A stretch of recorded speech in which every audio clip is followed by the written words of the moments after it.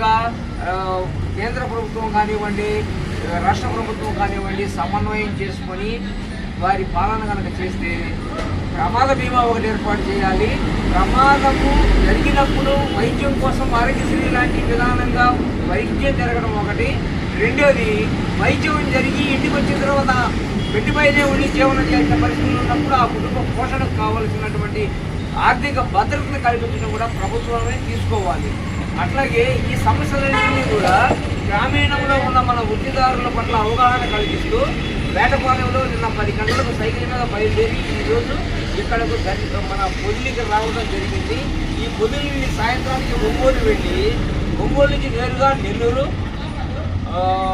చెన్నై వరకు వెళ్ళి వీలైతే మహాబలిపురము, కాంచీపురం దాకా వెళ్ళి అక్కడ ప్రభుత్వాలు ఆ వృత్తిదారులకు ఎటువంటి మేళ్లు చేస్తున్నాయి, ఆ మేళ్లు మనకి ఉన్నాయా లేవా అనే ఒక పరిశీలన చేసుకుని ఒక మంచి మెమరాండం తయారు చేసుకొని ఆంధ్రప్రదేశ్లో ప్రవేశించిన తర్వాత మన వృత్తిదారులతో చర్చించి మంచి మెమరాండాన్ని మండల స్థాయి నుంచి జిల్లా స్థాయి నుంచి ముఖ్యమంత్రి వరకు ప్రధానమంత్రి దాకా మెమరాండం వెళ్ళాలని బాధ్యత మన అందరి మీద ఉంది.